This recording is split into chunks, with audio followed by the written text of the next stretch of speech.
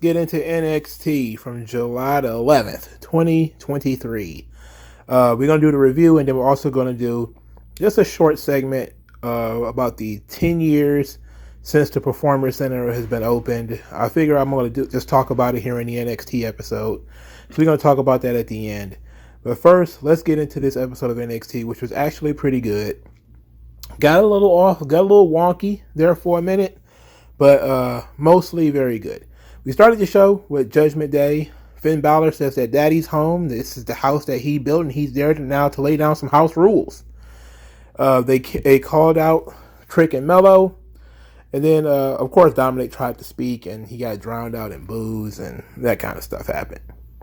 Mello came out, made a slight joke about calling Dominic dirty because of all the times he dropped the soap, which he never actually said it, but it was heavily implied that Dominic dropped the soap in jail, which is why he's dirty. Oh, that's nasty. That's nasty work. That's true nasty work right there. Anyway, Mello says that Finn Balor is on the NXT Mount Rushmore, but if you look at things now, it got Trick and Mello gang all over it, and that Finn Balor is in his arena now, and he runs things in this building. There was some more banter before Trick Williams said that Damian Priest is writing checks that his ass can't cash. And he came to see whether Judgment Day was about it. At this point, Judgment Day ended up challenging them to a match. So, wasn't a lot of Judgment Day on this episode, but there was enough. So, there was a tag team match set up. Trick Williams and Carmelo Hayes versus Finn Balor and Damian Priest. Now, for Dominic Mysterio, however, his trip to NXT was not completely for naught, because he went to go pick a fight with Wes Lee. So he strolled up to Wes Lee, and as Wes Lee was talking about Mustafa Ali, and that Mustafa Ali is unpredictable, and we're not sure how to strategize against him because we're not sure what he's doing. This is that because we're all confused whether he's a babyface or a heel. I think everybody's supposed to be confused by that. I don't know. Anyway, Dominic Mysterio accepted Wes Lee's open challenge despite the fact that there was no open challenge. Wes Lee says, like, look, man, I ain't done an open challenge in a long time. And so Dominic said, oh, you knew I was coming, so you stopped doing them. And then Wes Lee was like, oh, no. He came up with some lame excuse about why he doesn't do them anymore. And then he says, if you want to do it, we could do it right now. And Dominic said, well, next week. We'll do it next week. How about that? I'll give you some time to think about it. So next week, Dominic Mysterio will wrestle Wes Lee for the North American title. Ooh-wee. You know what? If they hadn't already built this match between Wes Lee and Mustafa Ali, I would just say get a belt to Dominic. I'm not even gonna hold you up. I'm really on board with like Dominic winning it, but story first, and the story doesn't call for a title switch, but it certainly shouldn't call for Wes Lee pinning Dominic. I don't know how we get out of this, maybe a disqualification or something like that, but we certainly cannot have Wes Lee pin Dominic Mysterio. That'd be absolutely banana. It'll cause pandemonium. So the main event of the evening, Trick Williams and Carmelo Hayes versus Damian Priest and Finn Balor. Trick Williams was actually pretty good here. He's growing as an in-ring performer. He's very fiery and athletic during his hot tag. He ended up getting Razor's Edge on the announce table. That was pretty much it for him for the rest of the night. Tons of Judgment Day interference with Dominic Mysterio grabbing chairs and sliding chairs in the ring, and a lot of that stuff. The finish comes from Damian Priest. Had the Money in the Bank briefcase. He was going to hit Carmelo Hayes with it. Ilya Dragunov popped up, snatched the briefcase, and then Carmelo Hayes hit Dragunov by mistake, or he was in the way or something or other. And this leads to the coup de grace, and Finn Balor ends up pinning Carmelo Hayes again. Now, they set this up so that now Finn Balor has 2 victories over Carmelo Hayes, and yet And yet they already filled the spot at North America at the Great American Bash. This is where, maybe booking things in advance kind of cuts you off a little bit, because under no circumstances should Carmelo Hayes be losing to Finn Balor this much and he's not going to get a title shot, or there's not going to be any way for Carmelo Hayes to get his win back.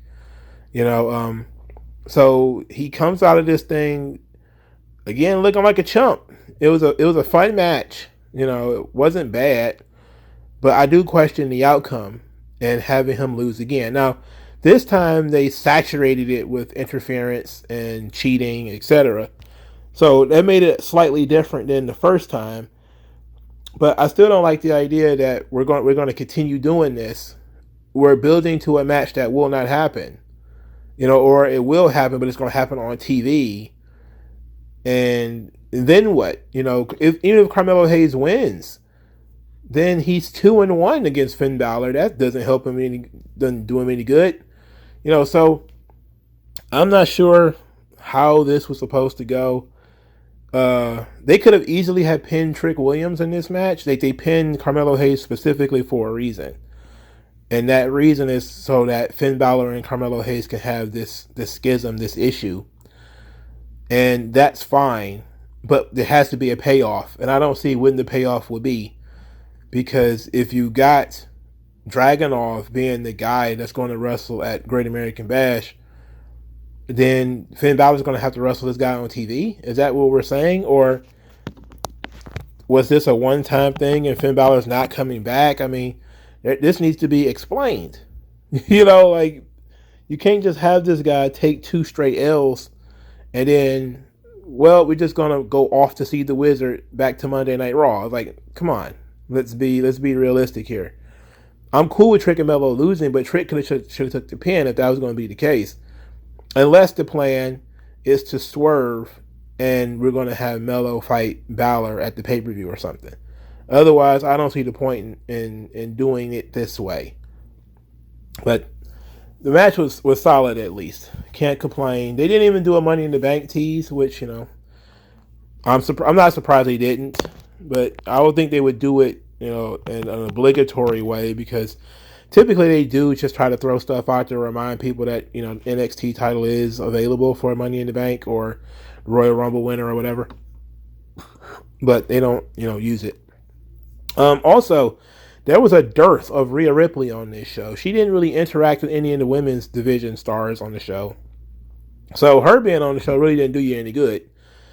I know she was involved a little bit last week, but she should have been involved this week too. There's quite a few girls who probably could have benefited from Rhea Ripley getting in their face or getting in Rhea's face or having some kind of brush with her, getting the rub.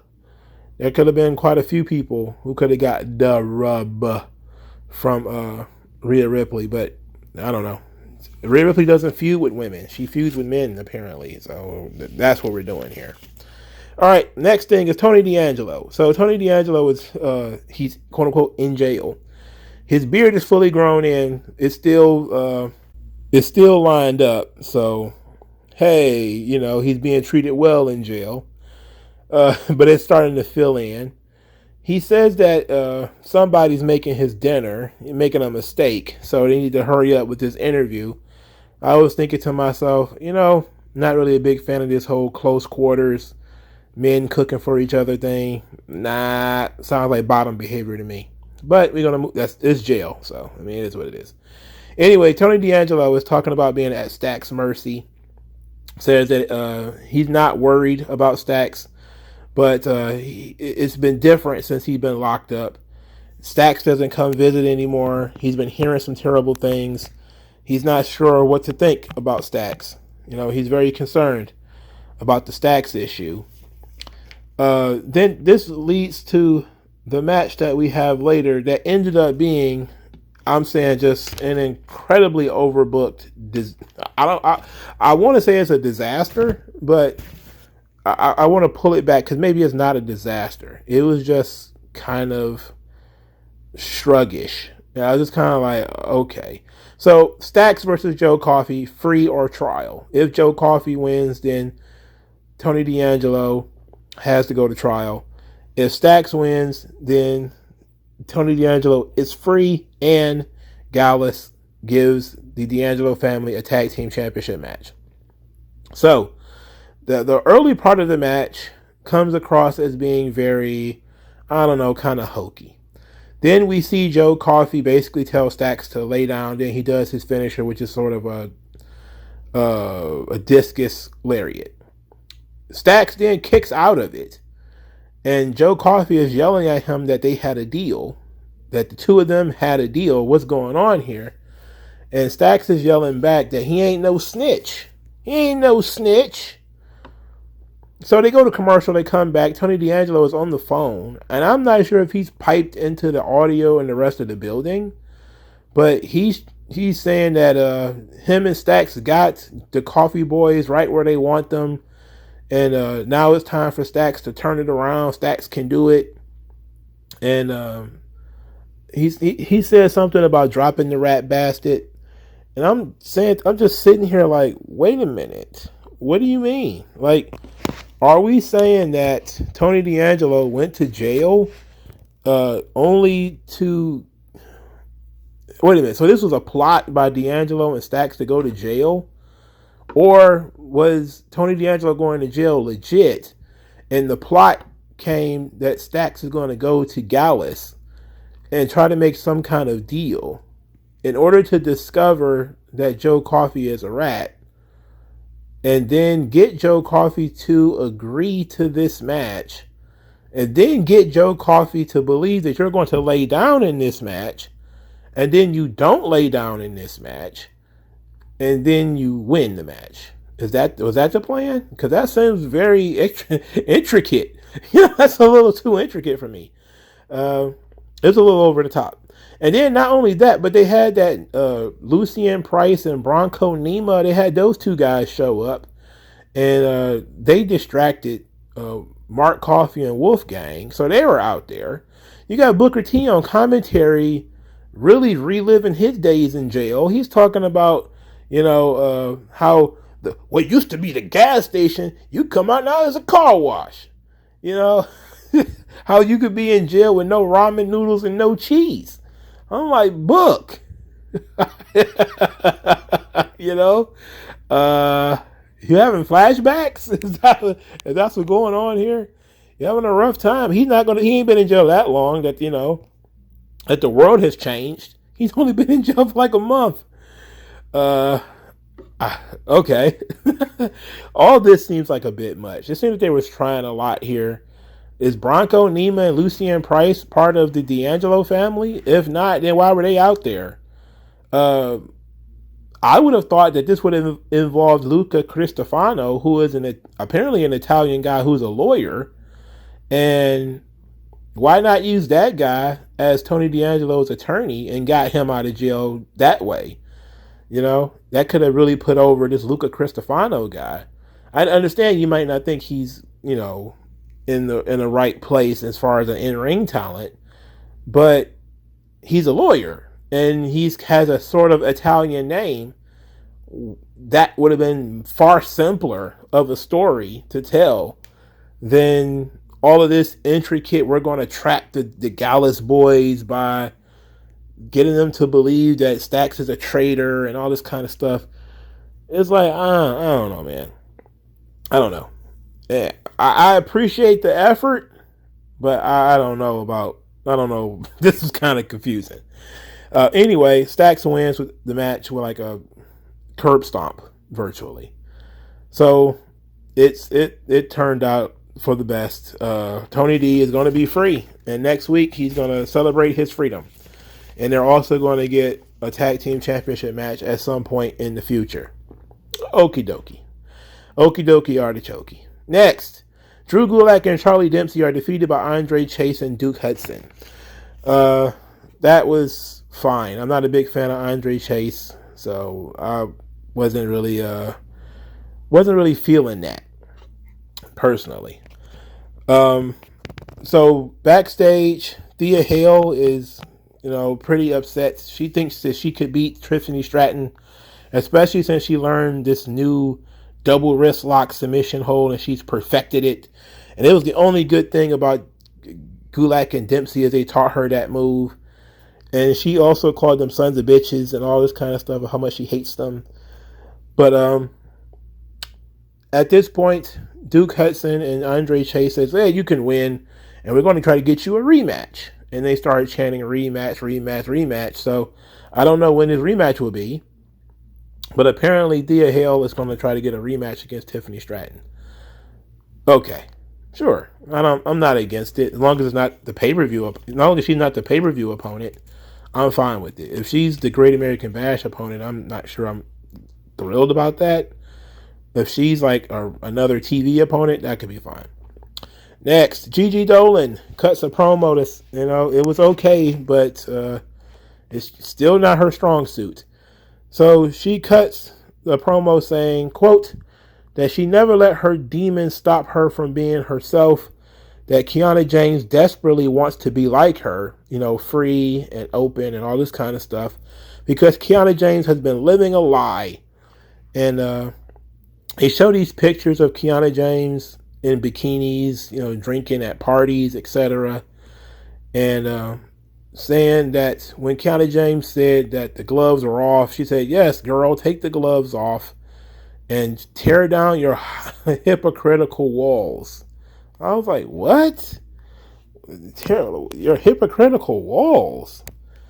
I don't know. Anyway, look, I just watched this stuff. I can't write it. I would not have put those words in Gigi Dolan's mouth. Anyway, Gigi Dolan's point is that there's no real difference between her and Kiana James, that they're more alike than Kiana James thinks. At this point, Kiana James is watching TV because that's NXT for you. They're watching the show while they're on the show. It's like this meta commentary that they're doing. Anyway, Kiana James is upset that other people are watching this and seeing pictures of her out of context. And she says, "Look, that's not who I am anymore. And it's not like anybody asked. It's not like anybody laughed at her or anything. They just kind of saw the pictures and she was like, oh, that's not me. That's not who I am anymore." And I'm like, okay.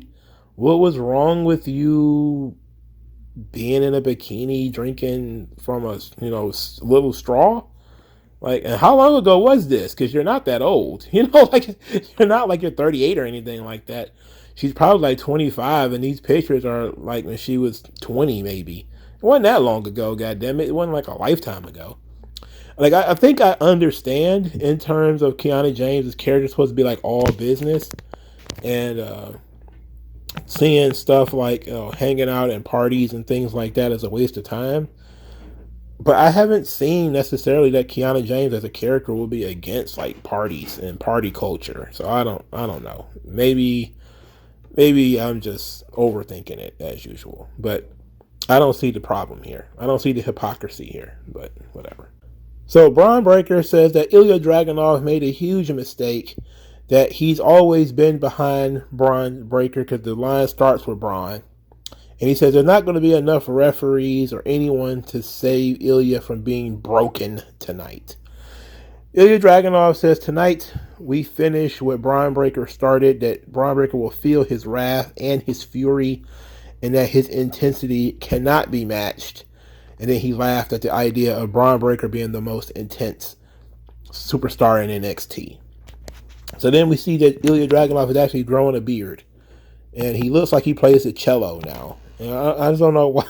Look, I like it. The beard makes him look more gruff. But he definitely looks like he plays instruments all of a sudden. I don't know why that is, but he does. All right, so the match of the night. And so far, one of the better matches that I've seen on this show in a long time. I know Braun Breaker and Seth Rollins was very good, but Dragunov, Braun Breaker was excellent. I don't think they ended it the right way, but this was excellent. Dragunov is laying his shit in, so it seems like a fight. The flying bulldog from the top was a little off for Braun Breaker, but That's minor. Ilya Dragunov kicked out of a spear. It was a spear where he jumped off the top rope too. The whiplash effect was just nasty. Just absolutely nasty whiplash effect. Coast to coast by Ilya Dragunov. Braun Breaker actually kicked out of the first Torpedo Moscow, which was crazy, and that really got the fans woke. Like when the fans woke up at that point. And then they really went nuts after he kicked out of the spear. At that point, man, we were like, okay, what do we need to do to beat one of these guys? And it ended up being another Torpedo Moscow, but this time it was to the back of the head. And Braun Breaker took another clean loss on NXT TV.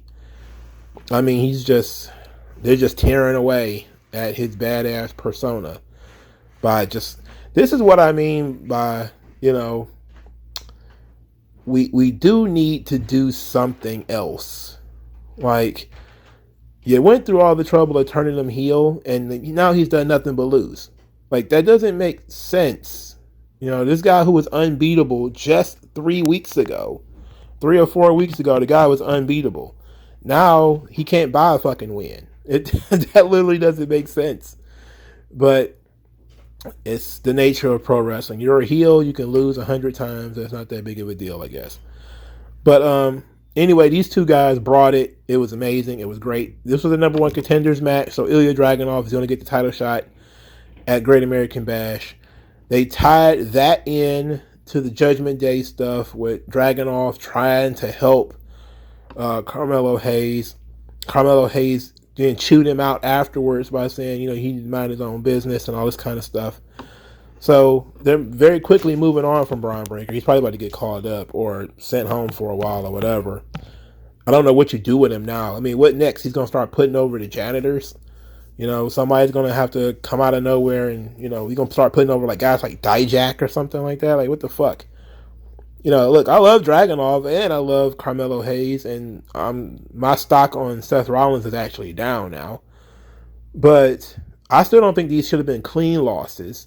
There's better ways of telling the same story and getting the same outcome. When you got guys kicking out of his finisher and then beating him, it's like, come on, get the fuck out of here with that. Like you're really treating him like shit at that point.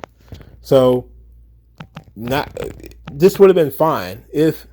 You look at that spear that Dragunov kicked out of, like, no way. Like, Dragunov is a small man, and we know, look, he's made out of the toughest leather possible. He's a leather-made human being, Ilya Dragunov. But he's tiny, Like, so you're still, it's like, no matter how much ferocity Dragunov has, and that will make you at some point forget that he's small. But at the end of the day, when he got speared and his little head bounced off the mat, and I was like, oh my goodness, that guy, he needs to be in traction.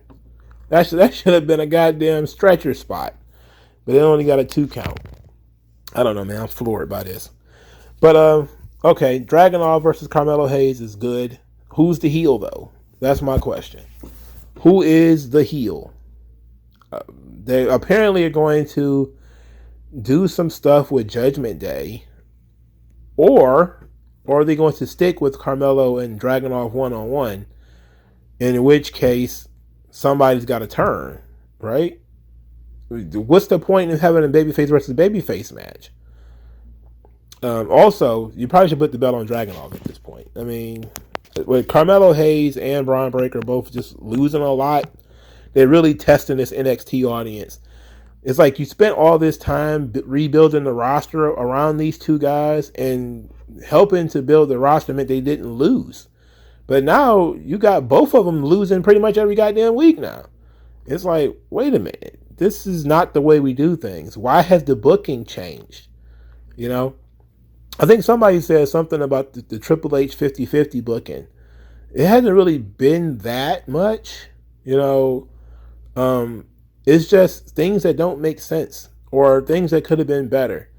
I can tell you right now, if Vince was booking NXT, Braun Breaker would have lost, but he probably would not have lost clean. Or he probably would not have lost in a way that actually devalues, his moves and his moveset and his future. They would have protected him. You know, they would have protected him a lot more than what Triple H is doing. And that's just one of the things that I'm noticing here. It's very unfortunate. Look, Vince only shat on people, had people kick out of your finisher and all that kind of stuff, and they didn't care about you. They wouldn't have let them do that to Braun Breaker because he actually cared about him. You know, he cared about him so much he put the title on him in like his third match. You know, like he really fucking cared. So now Braun is, you know, basically taking L's left and right all the time now. And Dragunov is, of course, one of Triple H's guys. Had him beat Gunther twice on 2 different shows. So it's clear that he's a Triple H guy. And I'm cool with that because I like Dragunov. It's just sometimes things happen and you're just kind of like, whoa, why you do that? But this match was really good. If you don't watch NXT, I still suggest you go out of your way and watch it. All right, next. Cora Jade defeats Kelani Jordan. Very solid match. Cora Jade is putting on some weight. I'm not saying she's fat. I'm just saying she's filling out a little bit. Kelani Jordan's agility is crazy. I mean, she is very, very agile. Kelani Jordan kind of missed a handspring elbow. It was kind of sloppy-ish. It was okay because Cora Jade took the bump anyway, so it's not like you had to be paying close attention to miss it. Anyway, Cora Jade wins the match clean with the double arm DDT. It was kind of sloppy. In terms of the finish, it was rushed, so people didn't really get a chance to absorb that she just got hit with a finish. After the match, Cora Jade is swinging around the stick, and then Dana Brooke got in the ring and chased Cora Jade off. So we're still doing the Dana Brooke thing. We're still trying to make that happen. We're still trying to push that onto people. Why? Why are we doing this? Why can't we just politely lock the doors when we see Dana Brooke coming? Why can't we do that? Why can't we, leave her with nowhere to park? Just fill up all the parking spaces, even if it's just like a bum in a sleeping bag laying there. She had to park on the moon or something like that in order to get in that building if I was there. Should have never happened. Lucky me, she'd probably show up with an Uber or some shit like that. You got to treat it like a voting booth. Lock the doors and cover the windows. Nobody's home. Nobody's here. Go away. All right, so Von Wagner told more of his backstory about how children bullied him in school because he got a titanium plate in his head, and since kids treated him like a monster, he acted like one. But being accepted by the audience last week made him feel like he belongs in NXT for the first time, and he said he thanks Robert Stone for that. So that's very nice. It's nice of you to give Robert Stone credit for things that he actually did do. Congratulations, Robert Stone. You did a good job. This is actually working, which is a surprise to me. Eddie Thorpe and Gable Steveson were excited about their win. They were going on about, how tough Eddie Thorpe is and what's next for Gable Steveson now that he has helped Eddie Thorpe win. He, of course, doesn't know. He's talking about, whether he wants to stay or whether he wants to go and finish up his collegiate career. Just a bunch of stuff nobody cares about, really. So we go from there to randos backstage watching NXT on a tablet. Like, man, that NXT Underground was so lit. Like, yeah, man, that shit was a vibe. Like just random stuff people were saying out of their mouths. And then because they're saying random things, Dijakovic came over there and like, what the hell's going on? The guy wins one match and all of a sudden you think he's the toughest guy in NXT. Police. I'm like, what? Nobody said anything about that. Nobody in that group anyway. They was all talking like entitled millennials, Like that NXT Underground lit AF, bro. Like, yeah, man. It was giving UFC. Like, I don't know. What the hell? Get out of here. Who cares about Dijak? Fire him into the sun. Anyway, Tiffany Stratton defeated Ivy Nile. The match was actually fun. Good match. Tiffany Stratton survived the Dragon Sleeper. It was kind of creative how she got in it. I think she got in it from like a counter of a suplex or something like that. She ended up getting out of it. It was pretty cool.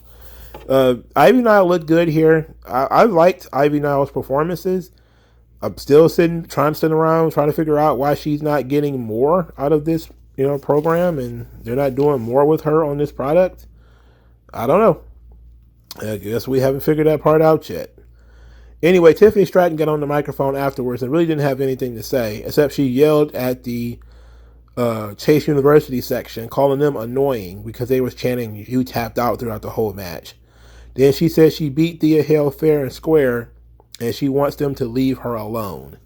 So she basically got on the microphone and whined, which is fine because she's a heel. This, of course, led to the Thea Hale segment that we saw, I spoke about earlier. All right, so Baron Corbin, he talked about torching the past and now being a man with no compass. So what is his future? That he had nothing in common with all of those things he portrayed himself to be.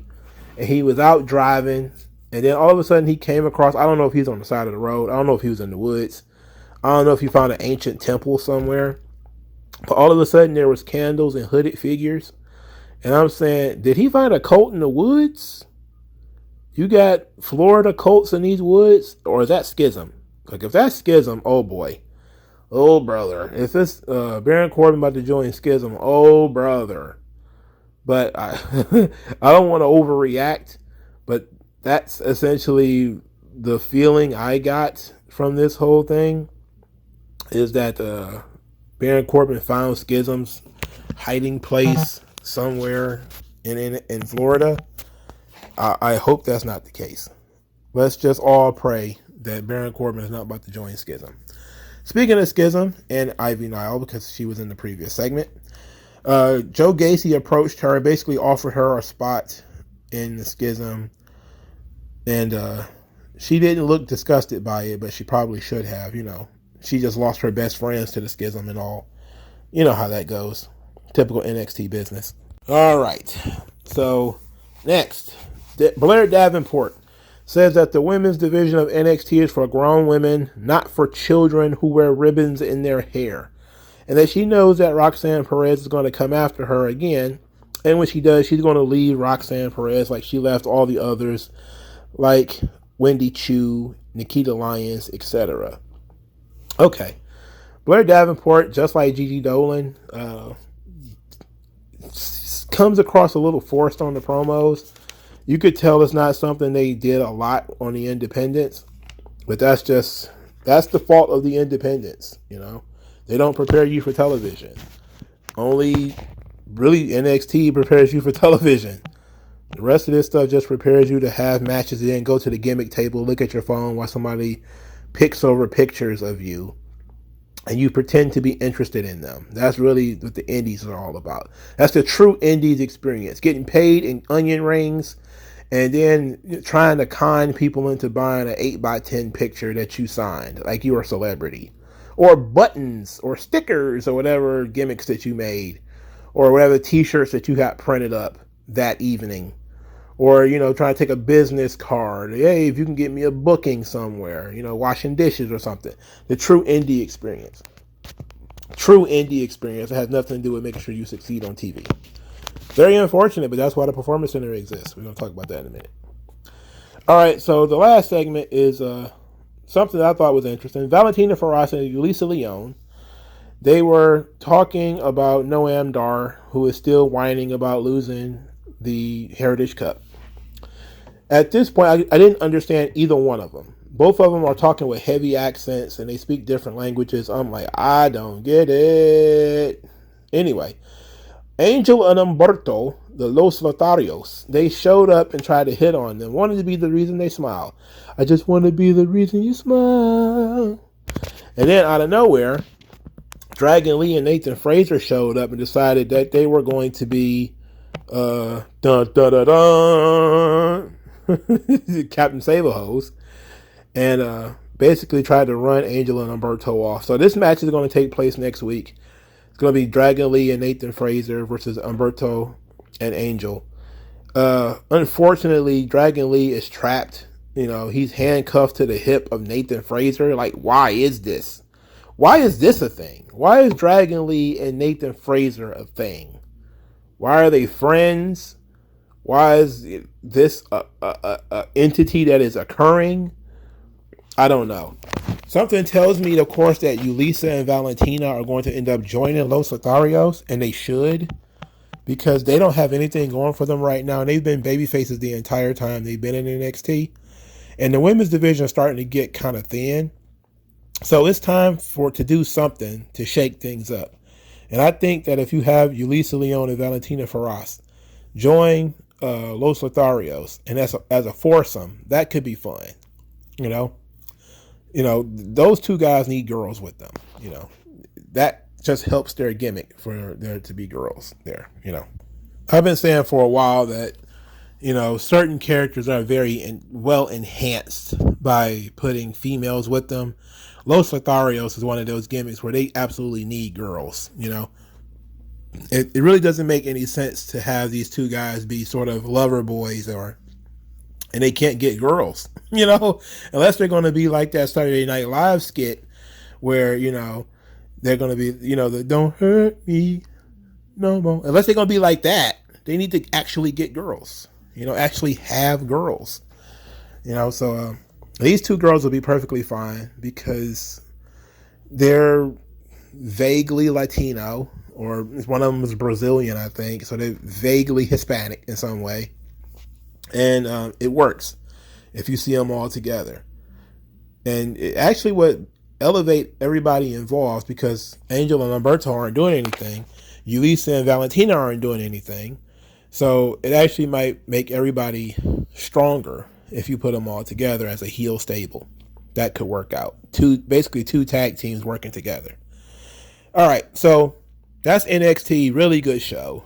Dragunov and Braun killed it. Very good. Ivy Niles, Tiffany Stratton, also very good. Enjoyed that too.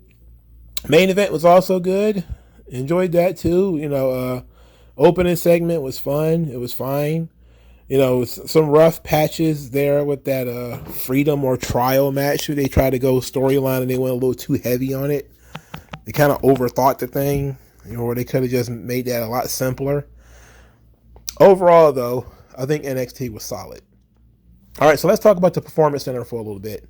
Because Vic Joseph on this show talked about the 10 years of the Performance Center and that every single champion in WWE right now has gone through the Performance Center. Of course, this includes Roman Reigns. This includes Kevin Owens and Sami Zayn.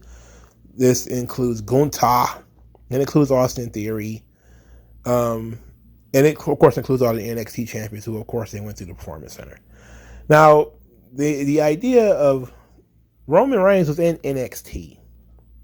That part is true.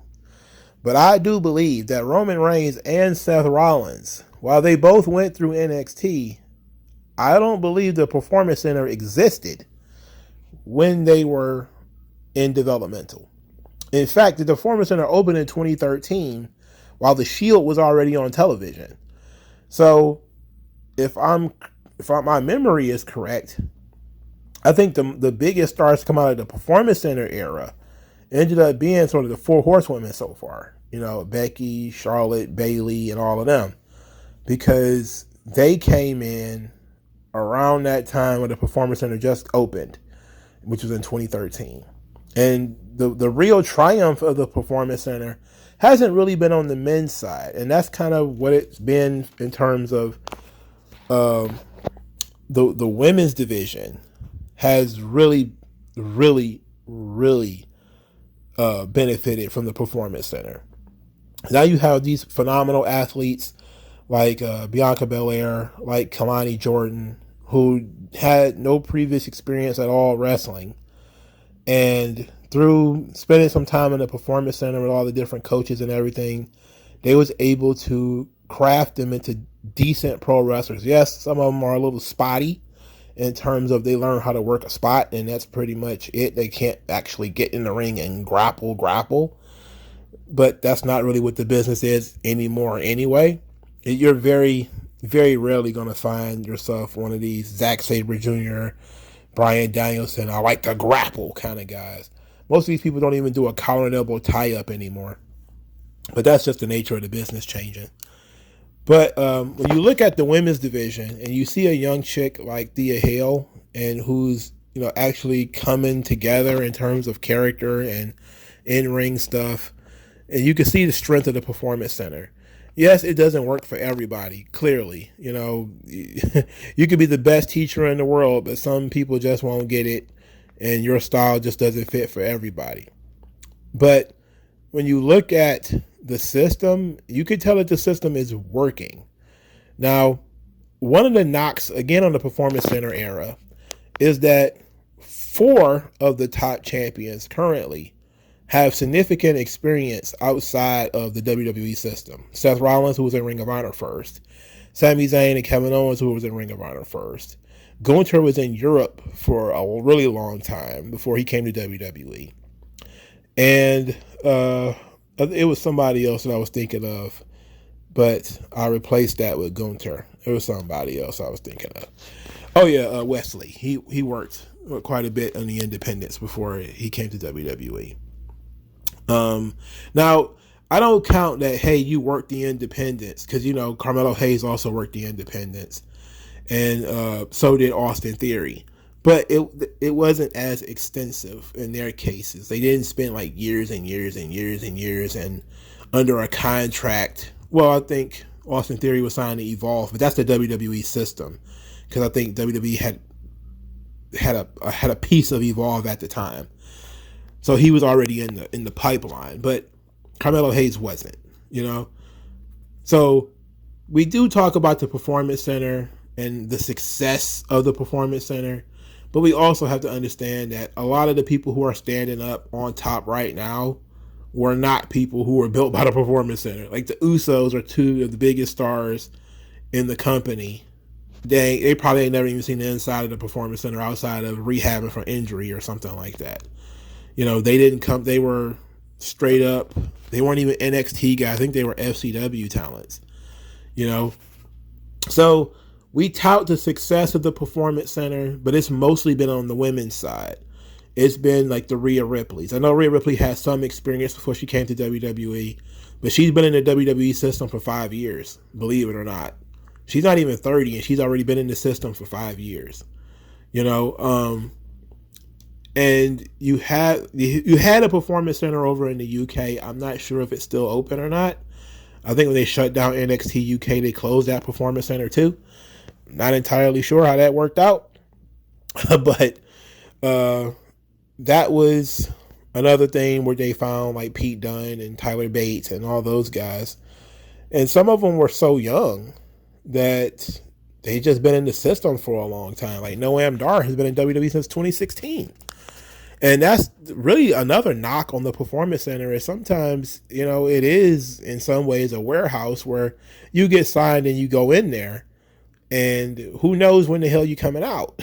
Like we don't know when you're coming out or going to be on NXT TV, or you may be like EJ Nduka, who was a guy who went in the Performance Center and he got cut and ended up in MLW.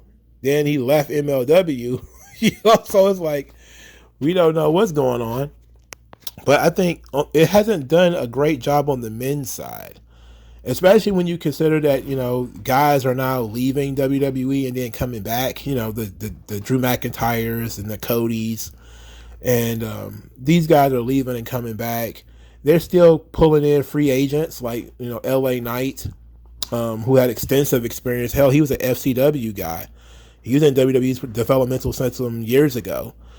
So they're bringing in free agents really to fill in at the top of the card, people who've never been in the developmental system or never been through the Performance Center, because Drew McIntyre was under contract in WWE in 2007. So he was way before the Performance Center. A guy like Bobby Lashley, same thing, way before the Performance Center. But for the girls, it's been a revelation because it's really, really helped the girls. So when you talk about the success of the Performance Center, you're basically talking about the success of the women's division. The growth of the women's division, the growth of women's wrestling in WWE. And I think that that's a positive, genuinely. I do. You know, if you're going to have a women's division, it might as well be good. It might as well be athletic. It might as well be able to successfully pull off moves, successfully come up with characters and stuff like this. And for the most part, they've done a good job of it.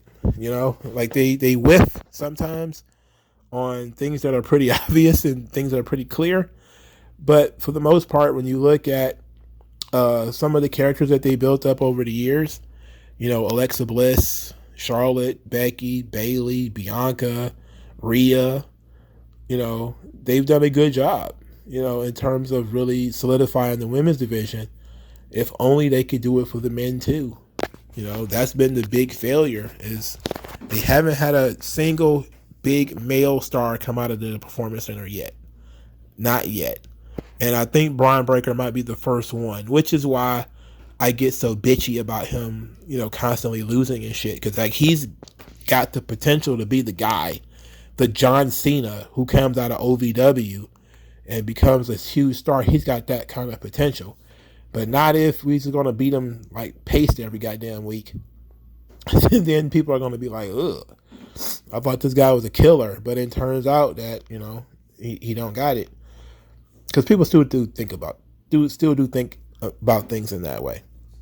But the Performance Center has been a revelation for the women's division. But what have you guys been thinking? Let me know what you think. I'll talk to you guys later. Peace out, boy.